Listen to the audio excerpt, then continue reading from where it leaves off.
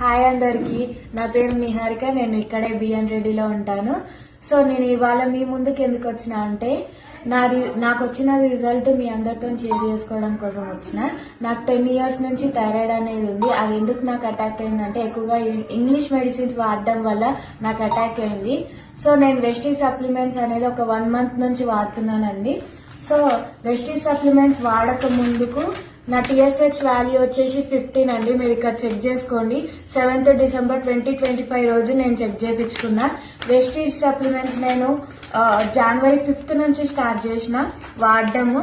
And start చేసినాక ఇక 0.55 కి పడిపోయింది. అంటే 8th February 2026 కి నేను చెక్ చేయించుకున్నా. జస్ట్ 1 month లోనే నాకు ఇంత రిజల్ట్స్ అనేది వచ్చేసింది. ఇంత తక్కువ టైంలో ఇంత రిజల్ట్ వచ్చేసింది.